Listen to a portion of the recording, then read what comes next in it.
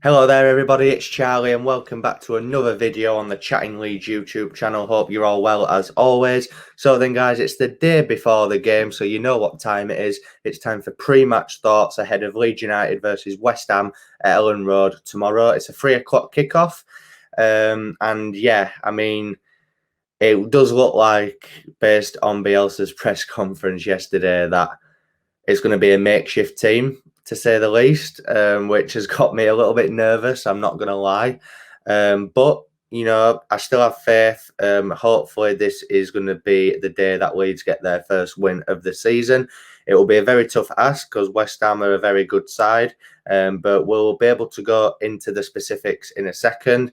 But firstly, as always, guys, please smash the like button if you enjoy, share your thoughts and opinions in the comment section, and most importantly, please subscribe, and let's get into it.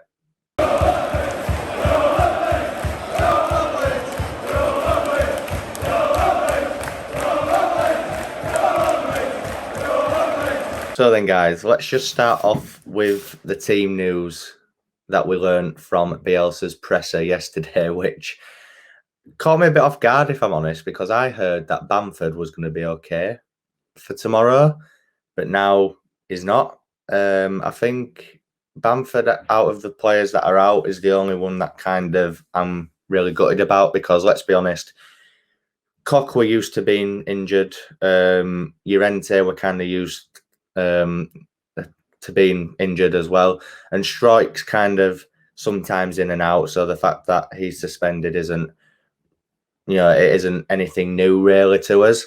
But Bamford, you know, it seemed to be kind of, you know, ever present last season. And it'll be interesting to start a Premier League game without Patrick Bamford up front. With Bamford out, in my eyes anyway, that can only mean that Rodrigo is going to lead the line, which might not be a bad thing, because, you know, everyone's saying, you know, there's loads of Leeds fans who I see on Twitter and stuff saying that he is better leading the line rather than playing in behind as a number 10. Although at Newcastle, I did think he had a good game. You could argue, yes, it's against a Newcastle team, whereas against previous opponents like Man United, Everton and Liverpool, he didn't really do great, did it? Even against Crewe in the Cup at Elland Road, I remember he didn't really have a great game that night either. But hopefully, if it is Rodrigo that leads the line, he can make an impact. We saw at Burnley last season. I mean, I know he came on as a sub, but he scored 2 goals leading line, 2 very good goals as well. I think his movement might be a bit better up front as well, so fingers crossed that is the case. Now, moving on to the back four, obviously, Elland is a doubt. There's still a decision yet to be made on him, same as Rafinha and Harrison as well. I mean, Bielsa has said that Harrison is available. He just doesn't know if he's going to start him. Now, I would be okay with Dan James starting ahead of Jack Harrison for obvious reasons. But for me, if Rafinha is even 70, 80% fit, we need to be starting him in this game. He's that important, I think.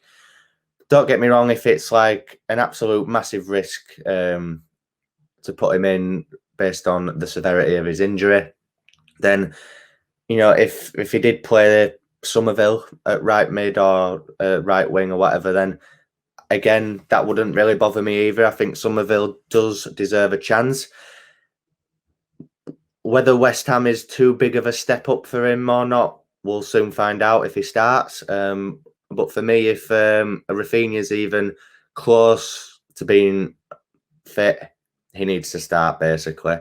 As for Luke Ayling, I mean, apart from his wonder goal at Scum on opening day, I think Luke Ayling's had quite a mediocre start to this season.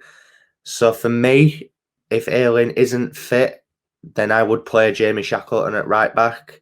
Bielsa could go with Dallas at right back, but I really hope not, for a reason that I will go into in just a second. But yeah, I think Shaq should start at right back. If Ayling's fully fit and is happy to start him, then that's fine. Obviously, in terms of experience and things. But for me, Shaq's, every time we've seen him this season and in pre-season, he's looked the part. As for Charlie Cresswell, I mean, apparently I didn't watch the Fulham game, unfortunately. I tried getting a stream, but I just couldn't get it. Apparently he played really well and showed a lot of potential. So for me, throw Charlie Cresswell in alongside Cooper at centre-back, and then obviously Firpo at left-back for me. Phillips should keep his holding role. It'd be interesting to see that midfield battle from him and Declan Rice. There was the argument of who is better, but I think they proved in Euros and for England recently that they are a dynamite duo together. But it will be interesting, to see who wins that midfield battle. And then as for the central midfield partnership, now, as I did just say there, I hope that Dallas does not play at right back, because if he does, then you're going to see a midfield partnership probably of Click and Roberts, which, I mean, I won't rant too much about Tyler Roberts, but for me, he's had enough chances to prove himself, and for me, he just hasn't. Why we offered him a 3-year deal, I do not know. I mean, don't get me wrong, he has the odd game where he does okay, and he has improved a lot on his pressing, but his final pass and his final shot just isn't there. And I know he's only 22, but he's been here a while now, and he should be learning, and he should be getting better. And for me, he's just staying still and not moving any further. Excuse me.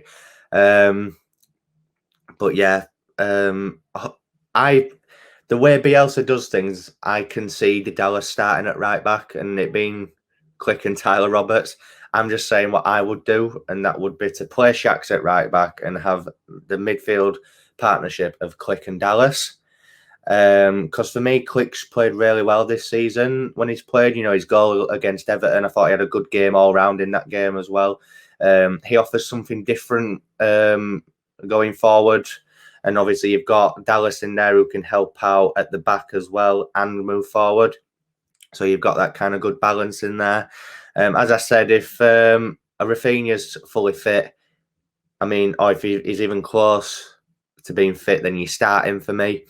At left mid, it's going to be Harrison or James. Either one I'll be happy with. And then up front is probably going to be Rodrigo. And obviously, it's Meslier in net. I mean, we don't even need to talk about that. I mean, his heroics in the Cup against Fulham, were just unreal. So, yeah, obviously, he will start. As for West Ham then, I mean, they've had a very good start to this season. They did lose last time out to Man United, but only very narrowly. Bringing Mark Noble on for penalty was a questionable decision from David Moyes. But, sometimes it works and sometimes it doesn't. But yeah, I thought they played really well against Scum, and they've had a really good start. Obviously, I would have liked Antonio maybe to be out of this game rather than that game, because he's had a really good start. I think we didn't really cope with him at the London Stadium last season, from what I can really remember. I think Cooper had an absolute mare against him, so hopefully he's learnt from that and can adapt to this game. As I did just say, I think this game will be won in the midfield, and it'll be interesting to see how Phillips and Rice deal with each other rather than playing with each other. As I said, there's Click and Dallas in there as well, who will obviously help out with the midfield battle. You've got obviously Souček as well. I assume Ben Rama will probably play in behind Antonio, with Bowen and Fornells in there as well. Again, really good players. But for me, it's the fullbacks that can be got at. Soufal is quite good going forward, and so is Aaron Cresswell. They're good defensively as well, but I think like Akori said on the opposition focus, I mean, the fullbacks tend to play quite a high line. So if there's Dan James and if there's a Rafinha or Somerville or Harrison on either wing, if Phillips can ping that correct ball out to that wing, we can definitely get in behind them and cause them a lot of problems. And I think Rodrigo up front, if he's given a chance, he will take it up front. I just think there's something different about him in midfield. I know I was really banging that drum on him playing as a number 10. I don't think that, I mean, if Bamford's fit, I think that's where he'll play again. But for me, I'm quite excited to see him play as a number 9 and just see how he adapts to that situation, guys. Again, hit me up with your thoughts and opinions on that. Should Rodrigo play as a number 9 moving forward, or would you like him at 10? Let me know in the comments, guys. Now, this game, as I've said, we've mainly just talked about the Leeds United 11. The squad is looking really thin at the minute. We've got quite a few injuries, but I'm not making excuses. The start to the season should have been a lot better. Newcastle should have been the first win. How we didn't win that game, I do not know. It was a very frustrating one. No disrespect to Newcastle, but we should have murdered them. They have one good player and one good player only, and that's Alan St-Maximin. You could argue that Joe Willock is good as well, but in that game, I didn't really think he had that great of a game.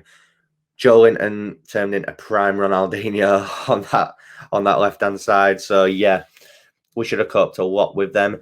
This is going to be a tough ask against West Ham, but it would be the most Leeds United thing in the world if, with a makeshift team, we went and beat them. Hopefully that is the case, guys, but I will admit I am very nervous for this one. Very nervous indeed. I think West Ham under David Moyes are a different animal.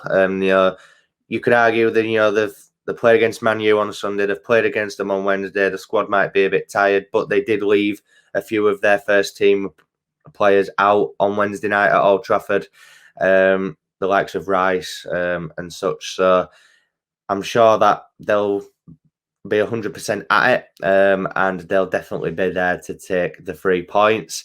As for a score prediction, guys, I mean, I didn't want to give a prediction in this because my heart is saying what a lot of fans don't want to hear, but my heart is saying a defeat in this one, guys. I aren't going to lie to you. But I'm going to go with a draw as for a prediction on here. I think we're quite capable of getting a draw, and I'm going to go with 2-2. I think we're quite capable of getting a result here, guys. It's just with the makeshift team, I think a draw is the best we could get in this. Don't get me wrong, if we win the game, happy days, and I will happily be proven wrong. But I think realistically, the first win is probably going to come against Watford next week. So, yeah, that's the end of this pre-match thoughts video, guys. As I said, hit me up with your thoughts and opinions in the comment section below about some of the things that I've spoken about. As for content over the weekend, guys, I'm at the game, obviously, at Elland Road tomorrow, but then straight afterwards, I have actually got plans for the Anthony Joshua Alexander Usyk fight.